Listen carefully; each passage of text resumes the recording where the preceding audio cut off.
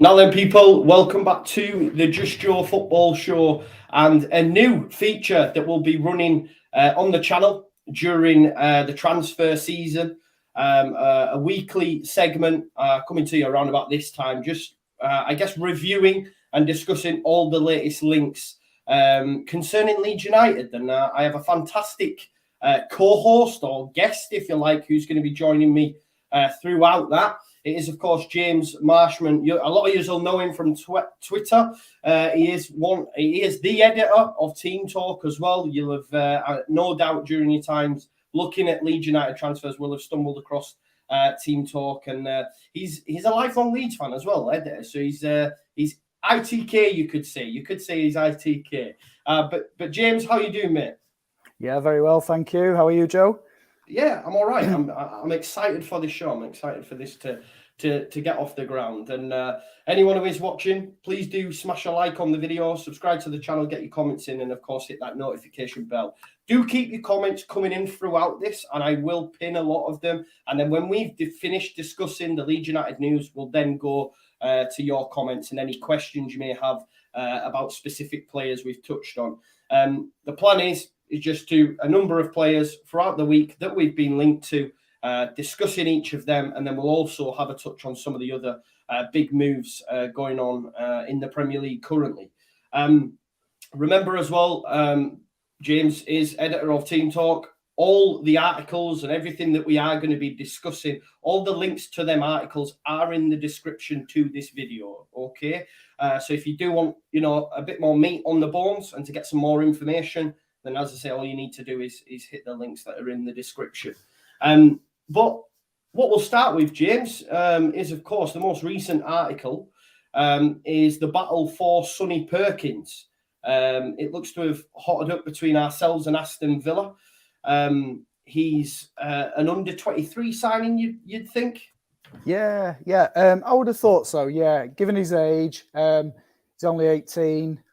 So I think he's one of them that's, coming through the ranks at West Ham. They like him a lot down there, but he's out of contract. His contract's up on June the 30th. So, he looks like he's going to be moving on. His agent's in talks with, if we're led to believe, Leeds and Aston Villa. And it seems like a move is imminent for him. And you would think for Leeds, given their sort of spending over the recent years, especially in the Premier League era, we've recruited quite well, haven't we, for the under-23s and spent a bit of, I think it's a wise move. It's the one thing the club has got right. If you think about the players they've brought in, you might sign 10 or 11 of them and maybe 2 or 3 might make the grade at first team level, but you're signing them for what will be knockdown fees. You're talking Gelhardt was 1.5 million. Greenwood was like 1.5 million. And there you've got straight away a massive return on your investment. Okay, they might be signing others who don't work out, but Sonny Perkins is one who's worth gambling on. He's out of contract, so there wouldn't be a transfer fee as such. There would be a compensation fee.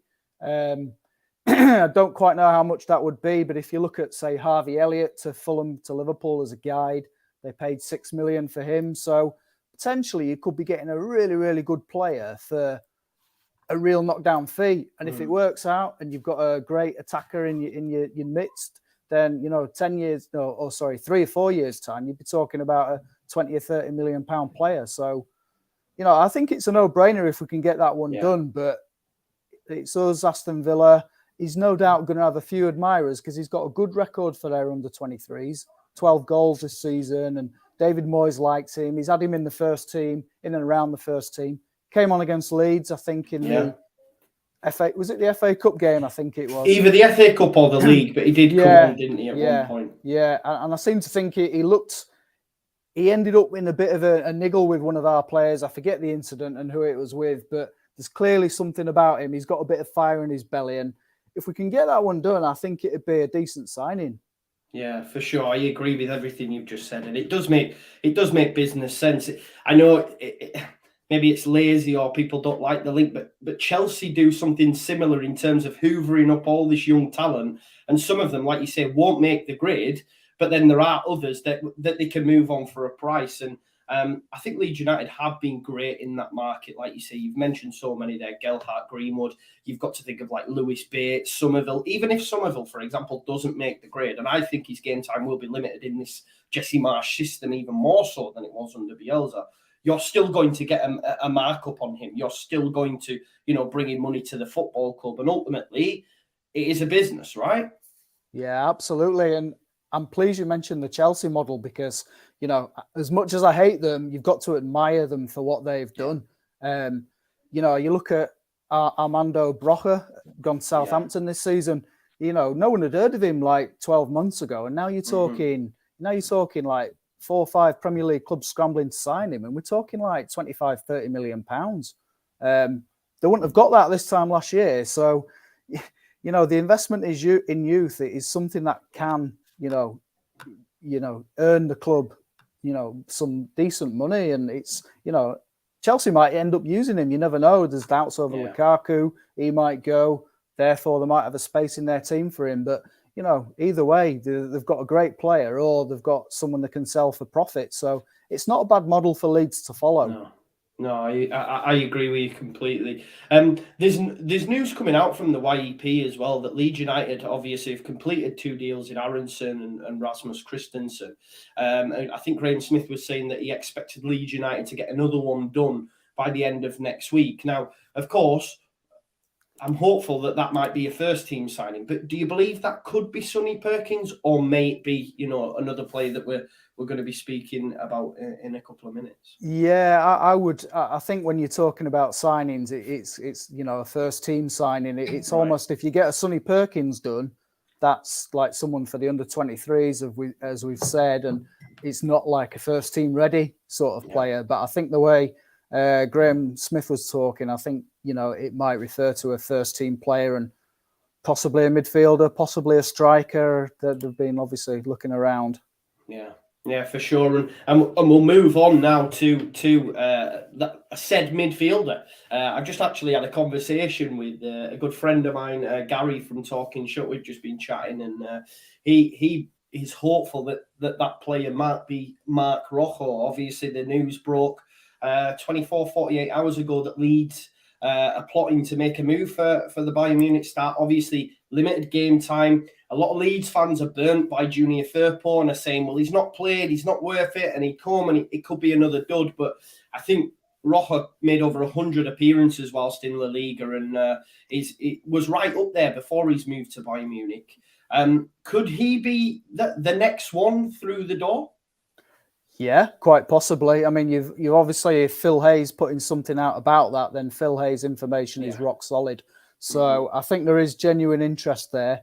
And like you say, Leeds fans are a little bit put off by his record. I get that. But I think you've got to look at the circumstances, right? I'll just read you out a list of players who are in Bayern Munich's midfield, and you'll understand why he's not getting game time.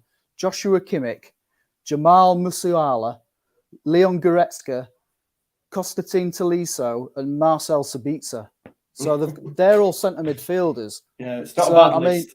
It's not a bad list at all. So, the fact he's only played, 15 games or something over the last 2 seasons at Bayern, it's probably more the fact they've got like ridiculous competition there. So I don't think Leeds should be put off by that fact. I think you almost need to look back, like you said, look back at what he did for Espanyol, and he was one of the better young midfielders in the Spanish league. And you don't make 100 appearances in La Liga if you're a bad player.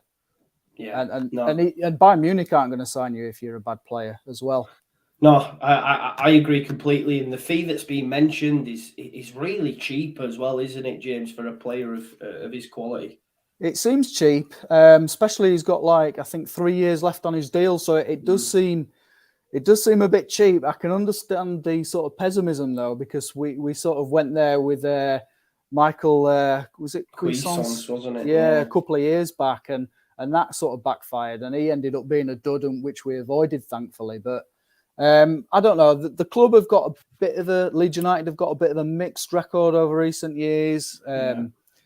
Rafinha is obviously a massive feather in Leeds United's cap, and we'll come on to him later on in his future. But there's been, the jury's still massively out on Junior Firpo, and I do have a bit of a problem with Victor Orta for signing him. I think he was a little bit blinded by the by the Barcelona badge on his shirt. But I've said this. I go to the games with my brother, and we've watched Firpo week in, week out, and I've seen him have 2-3 decent games, and that's it. And when I say decent, I'm saying 6 or 7 out of 10, nothing higher. Most of the time he's like a 4 or a 5, and he's notoriously getting booked after no time at all. And I know people say give him another season, he might be better. I'm not so sure. I think he needs replacing. But my problem with Leeds is, or I don't want to say problem, but I think the mistake Leeds United have made is that there was better left backs out there, and I'm looking at Mark Cucurella, who went from Getafe to Brighton. He went a week before Leeds signed Junior Firpo, and he went for £1.5 million more. Now you can't tell me Victor Orta, with all his stats, all his scouts, all the information he's got, how he's overlooked Mark Cucurella in favour of Junior Firpo. Yeah, it is mad, isn't it?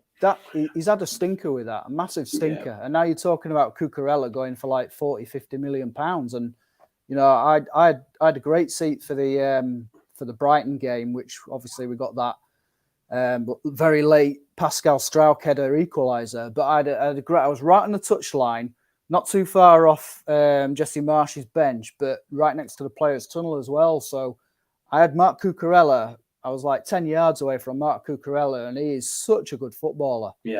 Such a good player. And I do think Leeds have messed up there, but I've completely digressed there. But no, it's worth talking about, because what I find quite interesting as well, James, is the fact that Leeds don't seem to be linked to a left back. It seems like they're going to stick with their guns with Junior Firpo, and I agree with a lot of Leeds fans that I don't, and yourself, I just don't see it. I've not seen any. I can't remember.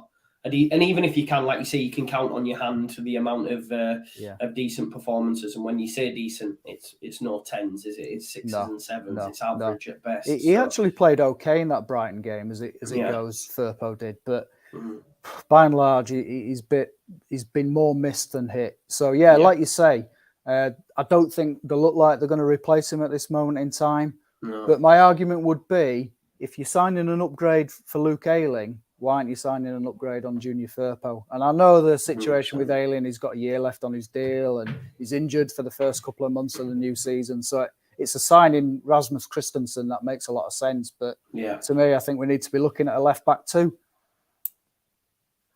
Yeah. So I don't know. As for Mark Roca, as the Spaniards like to say, I think he'd be a good signing. £10 million. It's almost like low grade risk, isn't it? Really, for that sort of price. For sure. And do you think as well, James? Because obviously I've seen you tweet yesterday, and I've seen we're hearing reports from Phil that it's not a replacement for Calvin, just to offer competition. That you put out, it looks very likely like a Calvin replacement, and there are sections of the Leeds United fan base that go along with what you believe as well. We're also hearing today, I think it was on The Athletic, from a Manchester United reporter, that they were asked a question about a potential DM. They writ off the Calvin one, said he's not going to go to Manchester United. However, they believe he could go to the blue side of Manchester, and they mentioned that sources close to Leeds believe that they're going to struggle to hold on to Calvin. So let's talk about Calvin. Do you see Roca as being his replacement, or is Calvin going to give us another year? I'm hopeful that we get one more year at least out of Calvin.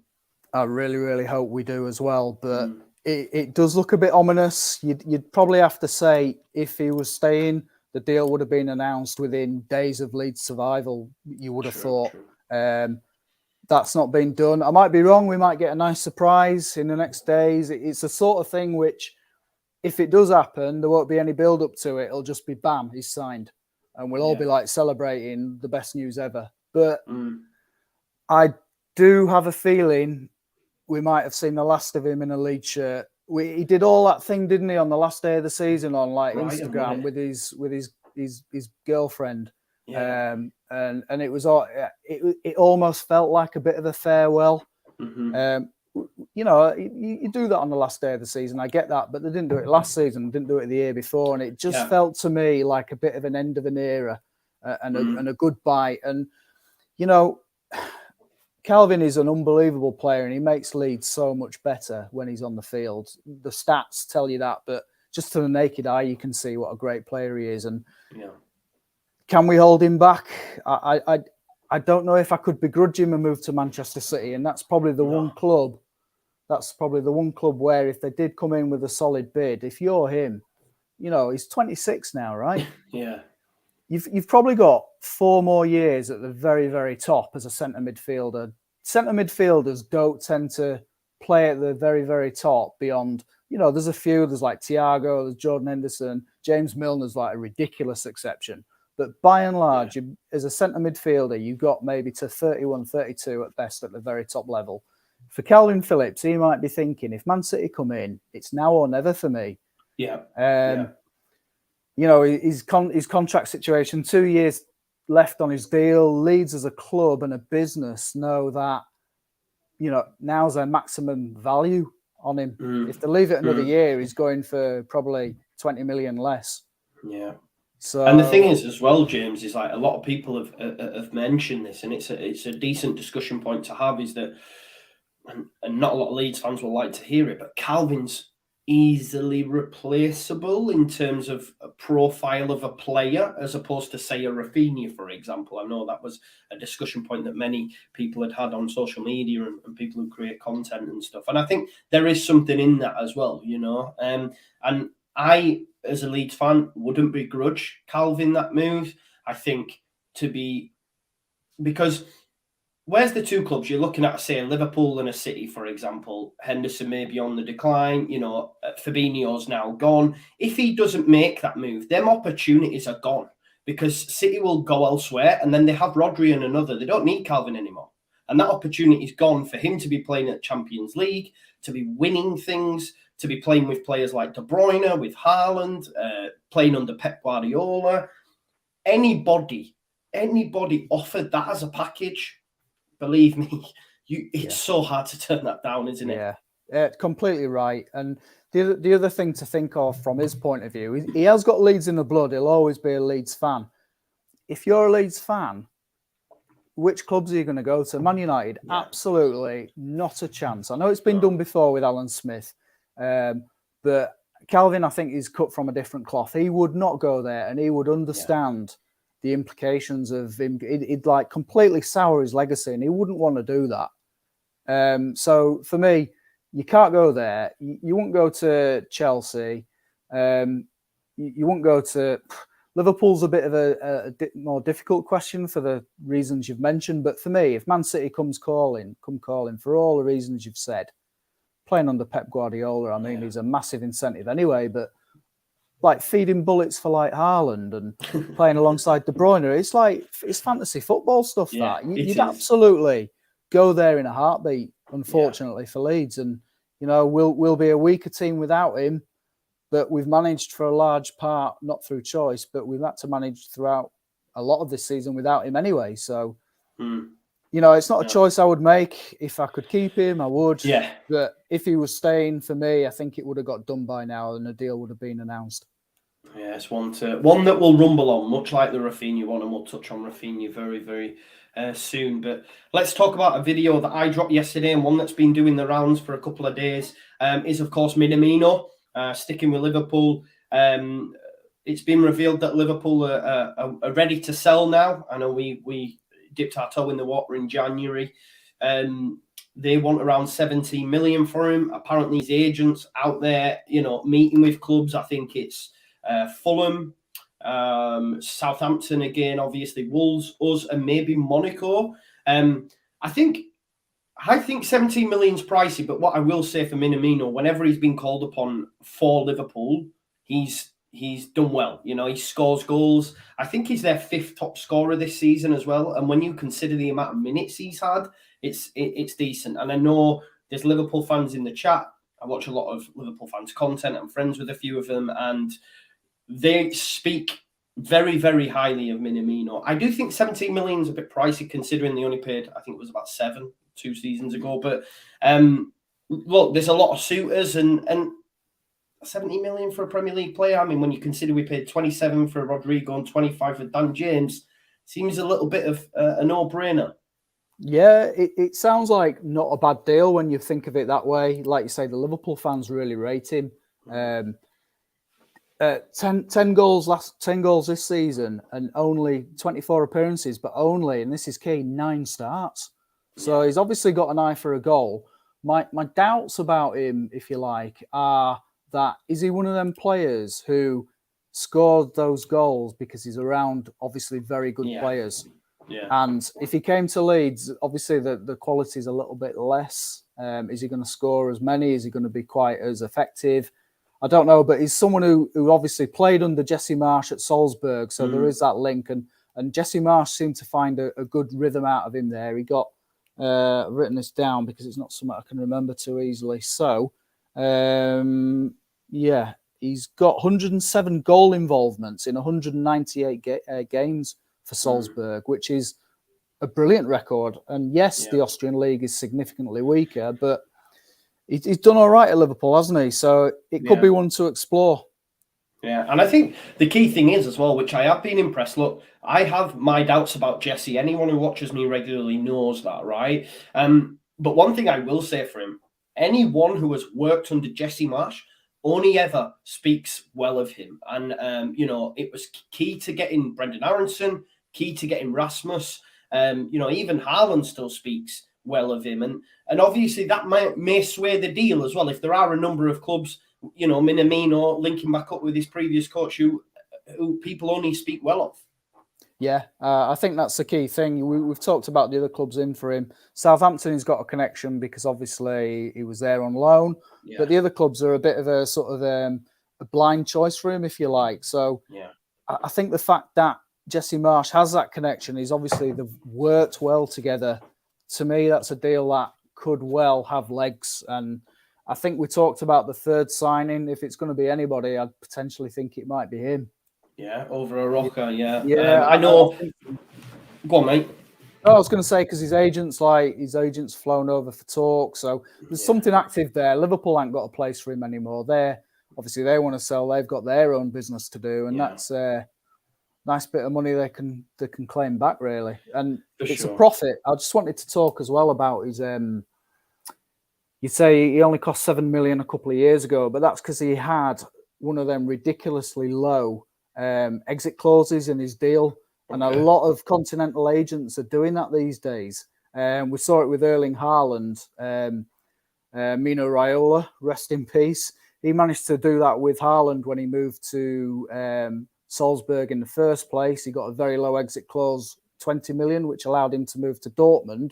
And in his Dortmund contract, they insisted on another exit clause, which I think was about 57 million, which has allowed him to move to Manchester City. And I believe there's another exit clause in his Man City contract that allows him to move on again in a couple of years for something like 110 million pounds. So the agent there has obviously had a plan in place, and a lot of continental agents are doing a similar thing these days. So when Minamino signed for Salzburg, they put a ridiculously low exit clause of 7.25 million in his deal, which obviously they weren't expecting him to be as good as he was, and they had to sell him for peanuts effectively. Okay. See, I didn't know that. So yeah, so it probably is like 17 million probably is a fair valuation. That might have been what Liverpool would have paid, but for the exit clause, they got a bargain. Oh, that's fair. That's fair. And it sort of softens the blow a little bit when you find out that information. So that's decent. And like we've said, we've paved over the odds for players before, but 70 million, when you consider what we have paid so far for some, is actually good business. I'd say so, yeah. Yeah. Another forward that's been linked. Again, I don't know an awful lot about him. I did a video on him earlier on, just because L'Equipe reported that we were going to,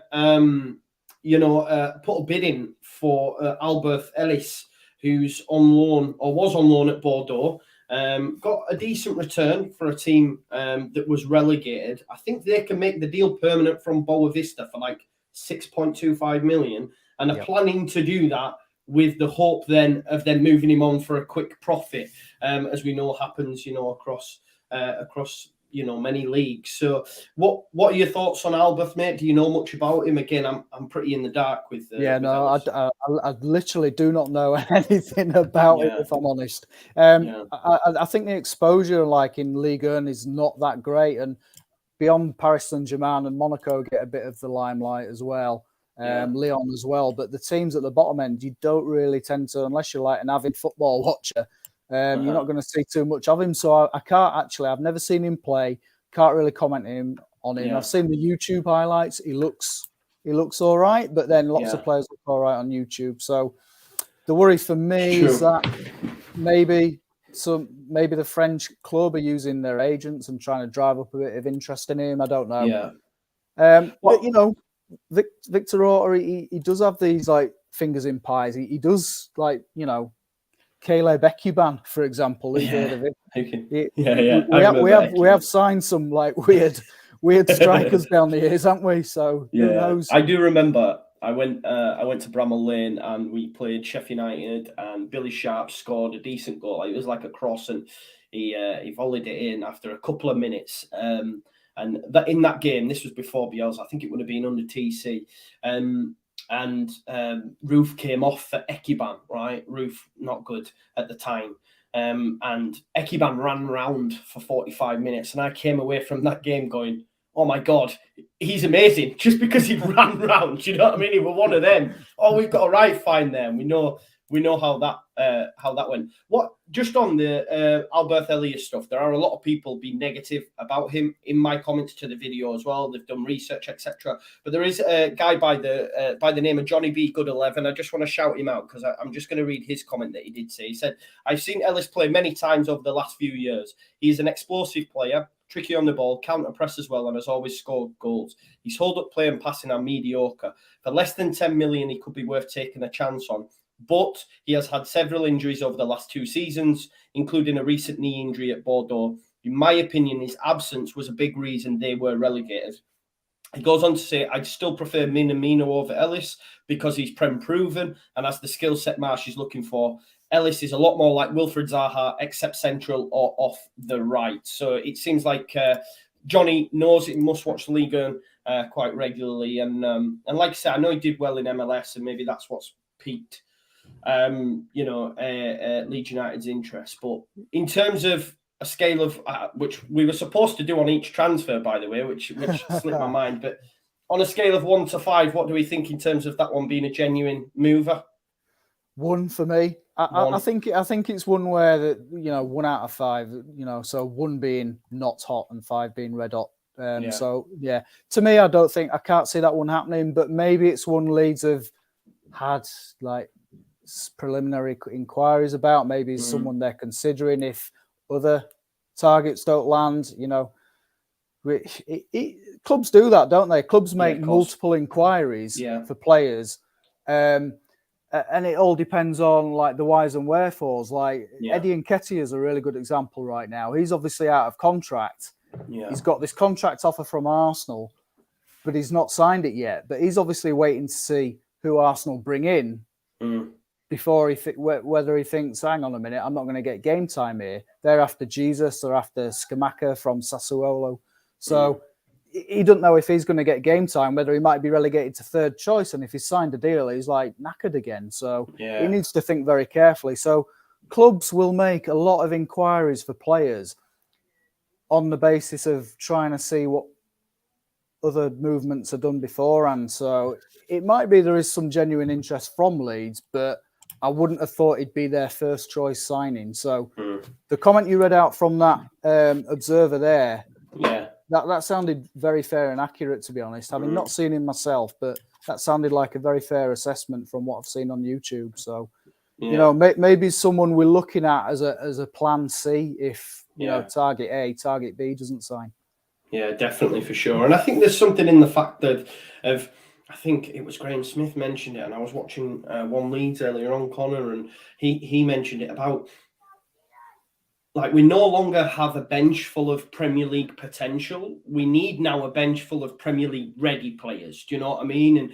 And even if Ellis was to come in for a cut down price, you know, it's someone that strengthens the bench, you know, strengthens the depth, and the fact that we have 5 substitutions now, that's something we need to consider as well. And this is maybe why we're shopping around for them players, you know, at around 10 to 15 million, you know. So we'll have to wait and see. Let's just quickly go back over as well. And Sonny Perkins, 1 to 5, how are we rating that one? 2.5 out of 5. I think that one's got possibility, but then I think Aston Villa are probably keen as well. So yeah, in terms of interest in him, I think there is an interest there, but whether we land him or not, I don't know. So I'll give that 2.5 out of 5. Okay, and Mark Roca? Yeah, 4.5 out of 5. I think there's a genuine chance of us getting him. Yeah, definitely. Let's do Calvin leaving. 5 as in gone. Yeah. 1. Yeah. I'd have to say 4. I do. I think he's gone, and you know, it breaks my heart. It breaks my heart because I absolutely love him. I don't have many players over the years that I like truly sort of idolize. He's kind of in my professional capacity. You've almost got to keep a professional head on, but there's been like 2 or 3 over the years which I absolutely really love, and Calvin is one of them. So to see him go would be heartbreaking, but you know, we've weighed it all up, and the contract and Man City, if they come calling, I just don't see how he stays. No, I hear you. I do hear you. What about Minamino?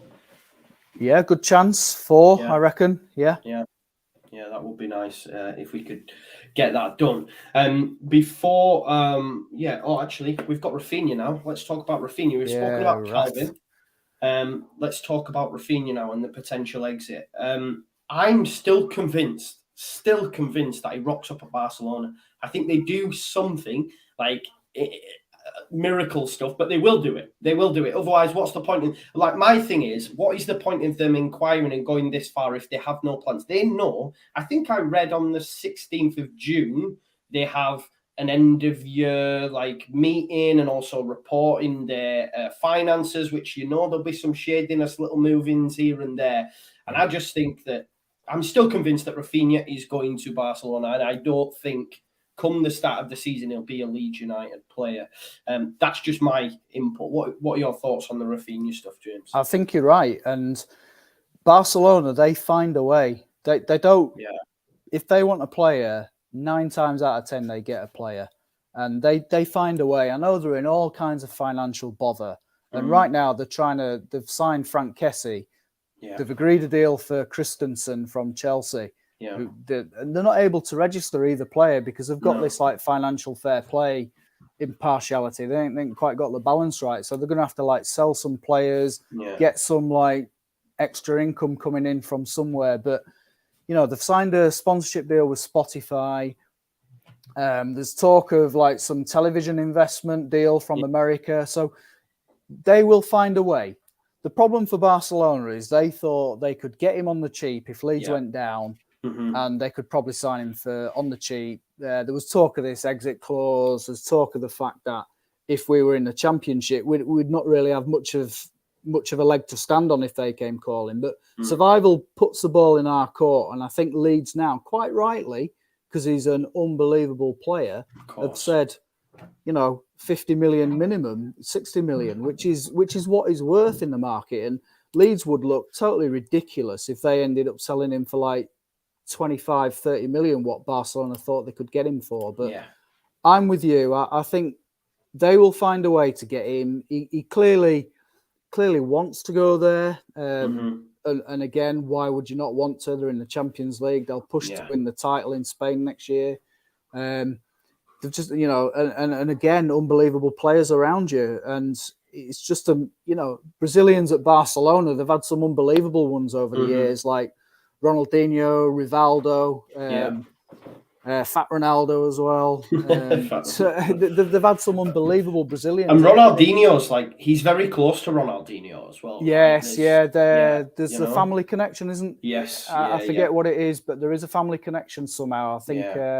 Deco's his agent as well. Deco's his agent, it just seems to, that was always a worry. If you've got Deco as your agent and he played for Barcelona and he works for Barcelona as well, he's like South American scout. So which makes you wonder why he never went there in the first place. Like they must be going, Deco, what are you doing? I know. You know? I know.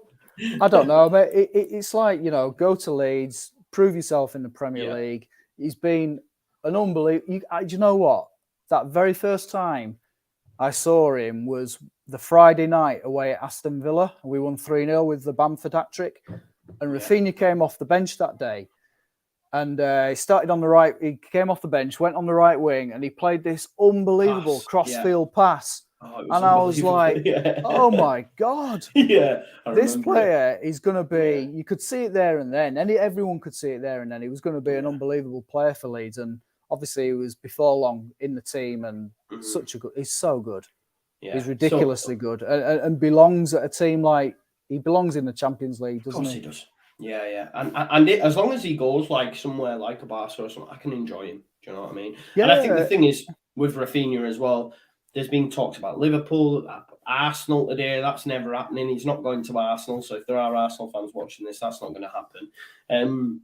I'd put my house on that. But he's someone that I can go on and enjoy. I just don't see him moving anywhere but Barcelona. By hook or by crook, he will be a Barcelona player. It's just a case of how long will this rumble on? Like, what do the club do? Are they going to move both Calvin and Raf on, or just one? And does that mean they're then going to have to wait until deadline day before the Barcelona Rafinha thing gets sorted out? And therefore, what, you know what I mean? If they are settled on maybe just one leaving, how long is this going to rumble on? And the longer he's not at Barca, the more Leeds fans are hopeful. But I think even on deadline day, it'll be one of them where by hook or by crook, he ends up at Barcelona, I think. Yeah, it'd be awful if Leeds lost both. Two big sales in one summer we'll be seriously weaker. Whoever we sign will be weaker. And that's a concern for me. But, you know, you're right. You can see them signing Rafinha somehow or another. They've obviously got...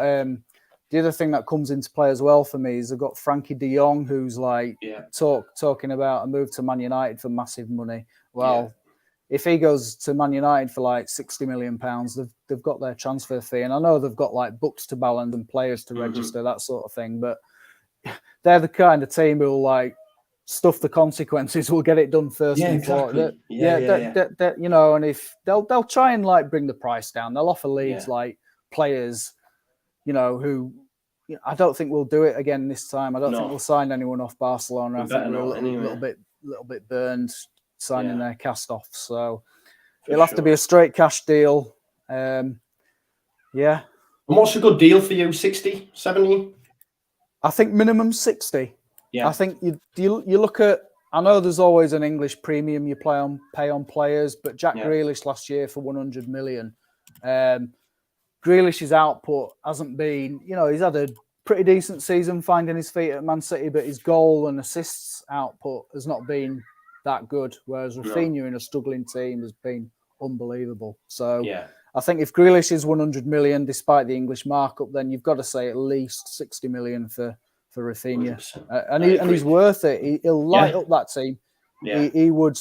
He's an upgrade. I know they've got like Ousmane Dembele who's leaving, and he came into a bit of form at the back end of his time under Xavi Hernandez.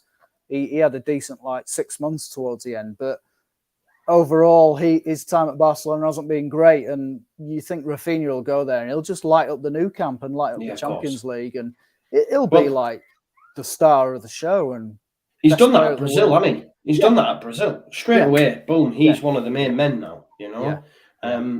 In scale of 1 to 5, I'm going to go 5. I'm not convinced that Rafa thinks that Rafa rocks up at Barca. Maybe 5's too much, but I think 5. I'm going to say 4, and that's 1%. You know, that last one is me praying that he somehow stays. But one thing I will say is it's Barcelona or he stays at Leeds. I don't think there's any other clubs in the equation. Like you were saying, rule out Liverpool, rule out Arsenal. I mean, Arsenal, that is, sorry, it's laughable.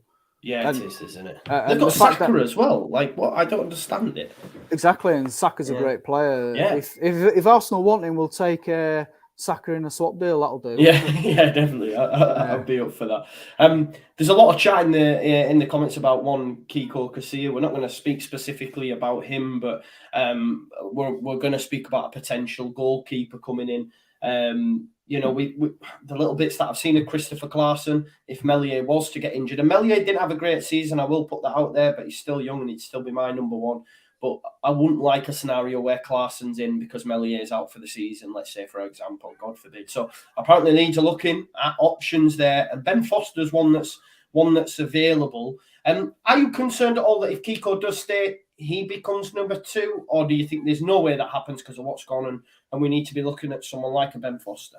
Yeah, I think regardless of what happens with Kiko, then just get in an experienced keeper, someone who can, you know, teach Meslier a thing or two, like help shape his career, put an arm around him when it wasn't going so well for him, because he didn't have that this season, I don't think. And there was a few games where, you know, I look at that Newcastle game at home, he let in a really soft goal then, and you know, with a bit of competition, maybe he might have like lost his place, and other teams do that with the keepers. It keeps keepers on their toes, but he's never had that competition, has he? And I think we would be wise to bring in someone like Ben Foster. I know people say, "Oh, he's 39, he's too old," but he's been number 1 in a Watford side all season, so he can still play at the Premier League. And you know, he said he's happy to be a number 2, which is ideal.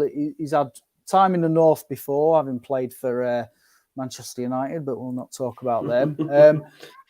So over 350 Premier League appearances. Yeah. Do you know what I mean? It's a lot. To me, you get him on a free transfer, he's quality backup and someone who can keep Ilyan Meslier on his toes and guide his career a little bit. I just think it'd be a really smart move. He wouldn't need a lot of money. He'd not rock the boat and say, I need playing, pick me, pick me.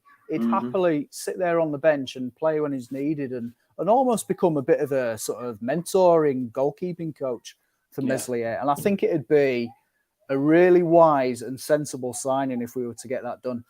100%. On a scale of 1 to 5, let's not focus so much on Ben Foster, but do you expect Leeds United to get an experienced goalkeeper? Yes, I'm going to say 5. I think we will go out and sign one this season, whoever it may be.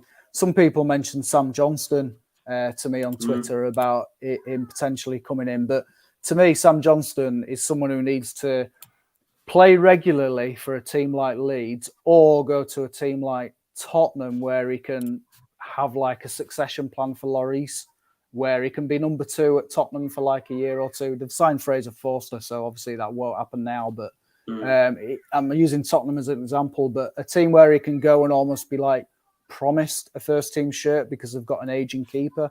Whereas Leeds with Meslier, he's like still only 23, is it? I think. So he's got 22. So he's got a number of years ahead of him. Yeah. So and he's playing in the France under-21 side. Exactly. Keeping clean sheets there. So Leeds will sign a keeper this year. I'm sure of it. Definitely. I'm just looking at Twitter now, and it's just been reported by The Independent that Calvin Phillips is now widely expected to join Manchester United in a deal with Manchester City. Manchester City in a deal worth up to 60 million, and that's been reported by The Independent as we speak. So we'll have to keep our eyes on that one. That's it for the Leeds United transfer news. I have pinned some of your questions though, so we'll just quickly go through them. Dan O'Boyle asked, are we just buying a load of players around 10 to 15 million, or do you think we will go for one big player? What are your thoughts on that? I think it's good to flesh out this squad. It needs doing. The only way I think we go for a big amount or a big player is if indeed a Calvin or a Rafinha goes and we use some of that transfer money to go for a marquee name. Yeah, exactly right. I think the club are right to flesh the squad out. 5 substitutes next year. We're going to get left behind if we don't have we can't fill the bench with like under 23s. We do need more bodies in. So that's, it's a strategy that makes a lot of sense. But like you said, if Calvin goes for 60 million, then we're going to need to spend 30 million on a decent replacement. Yeah. If Rafinha goes for 60, we're going to need to spend 30 million there on a decent replacement. Yeah. So that's the only scenario where I can see us spending upwards of that sort of amount. Yeah, agree. Just not a question, but just something to address. Golfnut612 says too much rumour and speculation from some areas. It's all guesswork until they sign on the dotted line. I understand that, mate, but we have to speak about it, right? Like, this is what I do on the channel. I'm not ITK, I don't profess to be, but I'm bringing you a news from my angle, and James is speaking on here. So I understand it can be frustrating for some, but listen, we are just talking about what's out there in the ether, and I think that's what you guys watch for, just to address that. Detail he asked about Lewis O'Brien. It seems to have gone quiet on that one. James, thoughts? Yeah, I'm surprised actually. I thought he's a player we should have signed in January. That to me was a no-brainer signing in January, and for whatever reason, the club looked at it and decided it wasn't for them. Perhaps it was a bit of Bielsa's influence at the time. I don't know, but I think he's a player who could make the step up. I've watched him quite closely since the Leeds links emerged, and I've got quite a lot of Huddersfield Town friends, supporting friends, and they all rate him really highly, and they all say he's Premier League ready. And if we don't sign him, someone else will. So I don't know. I think he's £12 million as well. I think that would be a sensible signing for Leeds to make. So I would like us to go back in for him, but it's a trail that appears to have gone cold. Really cold, quite surprising. Another one from D says, and I think it's worthwhile. He's like, and I sort of agree with D in terms of we definitely seen a reduction in Rafinha's impact on the side when Jesse came in, I felt, and he's going to play narrow. Obviously, towards the back end of the season, he did go with width, and I think that was due to needing results. But the fact that he'll have a full summer, his own personnel coming in that are suited to his system, we're going to see less and less width. And I think that makes sense for letting Rafinha move on as well. I don't know what your thoughts. Do you think he can fit into the system? It's really tricky, isn't it? I'm not totally convinced, just to go back, about the sort of system that Jesse Marsh will play. I know there's like 4-2-2-2 thing where he's like really, really narrow.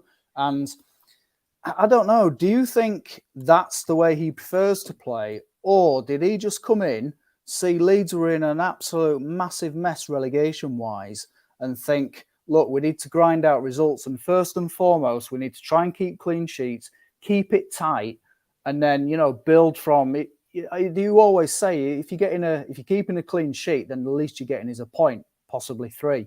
So I think he's come in and realised, Jesse Marsh has come in, seen the situation Leeds were in, and thought, first and foremost, we need to grind out results. So I'll play this narrow system, strangle the life out of the opposition. The Crystal Palace game away towards the back end of the season where we drew 0-0 was like the perfect example, if you like, and on how you can kind of nullify your opponent with that system. And it's boring as hell to watch, but it got us a point. And ultimately, that point we got that night helped in the grand scheme of keeping us in the Premier League. So my question would be, Jesse Marsh starting a full season, is he going to implement those tactics right from the off, or is he going to play the slightly more expansive system, which we saw at Brentford on the last day, which also got us a result and again got the best out of Rafinha? That for me was the best Rafinha had played under Jesse Marsh. So there is a role for him in our system.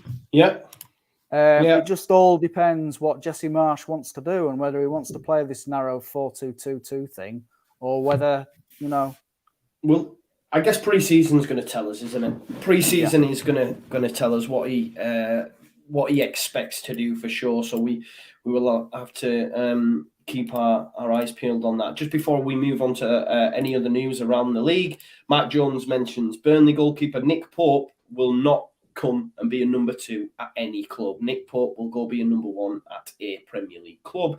I don't see him, even if that's a newly promoted team, but Leeds United are going to sign Nick Pope and him going to play second fiddle to Meslier. I believe Meslier will be number 1.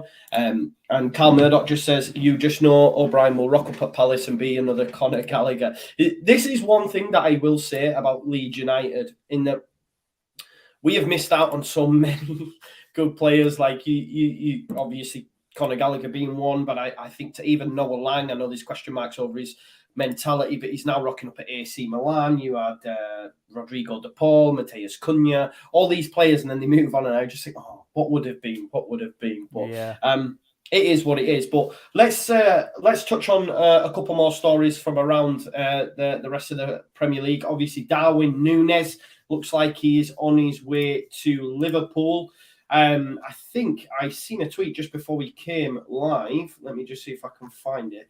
Apparently, it's done. The fee, I believe, is around 80 million. Is that right? Yeah, that's information we've got. So yeah, it's like a down payment or an initial upfront cost of, I think, 64, something like that, and the rest of it made in like easy achievable like add-ons and bonuses. So yeah, 80 million. Club record deal for Liverpool, whichever way you want to look at it. But yeah, frightening, really. Yeah, how do you think he'll adapt to the Premier League? Do you think he'll tear it up? Yeah, I think he'll do really well. And you know, Liverpool's team is built to attack, isn't it? You look at the success they've had in recent years and the way they've played, and I think he'd slot straight into that team. They've kind of, the one doubt you'd say about Liverpool in the last couple of seasons is that Roberto Firmino's not been the player he once was. Yeah. And he's probably, because he was like the central of the three attackers, he was probably the one they wanted to replace. And Darwin Núñez, you've got one straight away who can do that. Because they were opting to play Mane much more central, weren't they? And obviously Luis Diaz off the left. Now Mane has said, look, I'm going.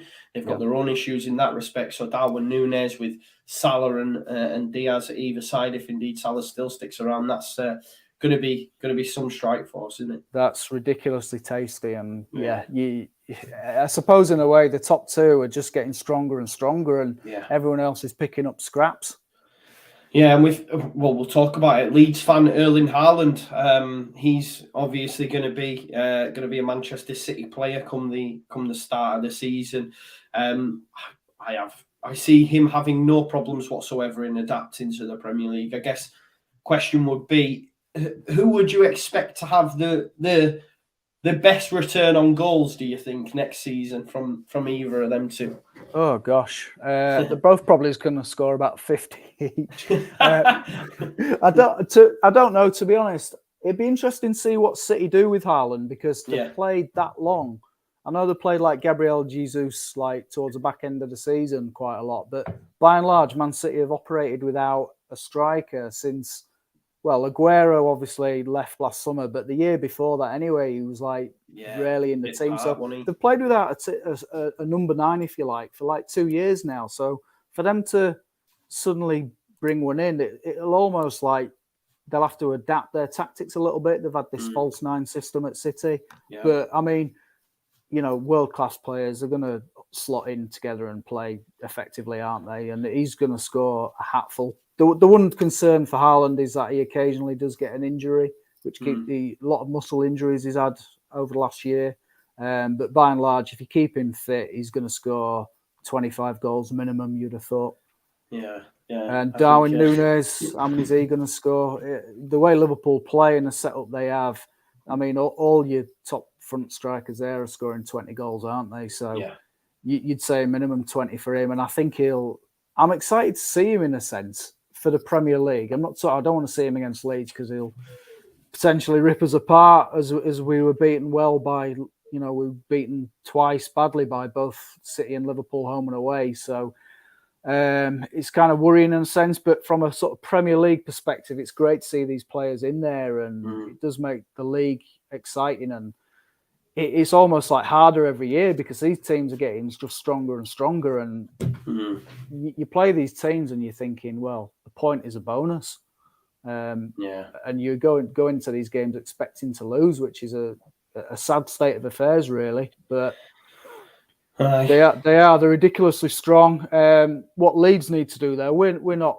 It's said every year our season isn't defined by games against them. Our season is defined by games against the 3 teams who are promoted. You know, your likes of Brentford, I think they might have a difficult second season. Same, I agree. Yeah. So they're the games that we've got to make sure we're winning, and you know, we'll see. And we do have a good record against teams, down that bottom half. We do, yeah. I do think Brentford, they're in for a massive struggle if they can't retain Eriksen. If they keep Eriksen, I think that makes them tick, and he's such a great player to watch, and amazing that he's come back after what happened to him. Incredible, really. He's been, it is incredible, and I think he's been even linked with like Spurs, with Manchester United, a number of clubs. So I don't see him staying at Brentford. Well, the information we've got at TeamTalk is that he won't move north. His family is settled in London. He kept his house when he moved to Inter Milan. I think he loaned it out to, or rented it out to another Spurs signing at the time. But he's, for whatever reason, I think he's still got that house. So he will stay in London. So it's a question of either Brentford or Tottenham. Oh, cool. So he won't move north to Man United. Forget that one. But, but if Brentford lose him, I think they'll be struggling. Yeah, for sure. And I think that tweet from Mr. Ivan Toney will come back to bite him next season. I fully believe. He definitely went too early on that one. But there you go. He's a joker. He's not even. He don't want to be there, does he? He's not committed to Brentford anyway. No. I could see what he was doing. He was just having. It was a bit of bants, but it kind of, people take it the wrong way, don't like it. Come back to bite him on the backside. But we'll see. It definitely did. And just to finish up, Story 65 asks about Castellanos. Again, I think this was mentioned by Tom Bogart, who's a MLS reporter. He mentioned it tongue in cheek, and then it doesn't look like it's a starter. Basically, Graham Smith from the YEP reported that is a non-goer. The Castellanos one, or Tati, as he's been named. So I don't think that one's a bit of a mover. But yeah, look, it's been a great first show, James. Thank you so much. I've really enjoyed that. I hope everyone who's watched live and those that watch it after have enjoyed that. Just a quick dance around each of the links, and we'll be back again next Friday doing the same. As I say, make sure you go follow James on social media, and of course TeamTalk across all social media. And the links to every player or article we've discussed today are in the description. So make sure you go and check them all out as well. Any sort of final words, James? Anything to take us out with? No, just to say, keep up to date on TeamTalk with all the sort of transfer rumours. The one thing we do is, if it's our exclusive, we'll make that clear. It's a TeamTalk exclusive, and a lot of what we do is we report on what the other papers are saying. Yeah.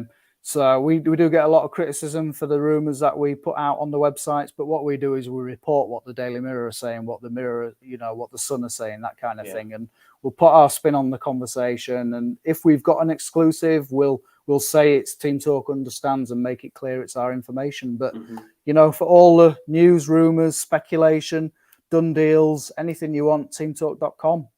Yeah, make sure you check it out. The links are in the description as well. And thank you for watching this the Leeds United Transfer Show. I hope you've enjoyed it. Keep your eyes peeled on my channel for any content coming over the weekend. We will see you next week. Thanks as always for watching.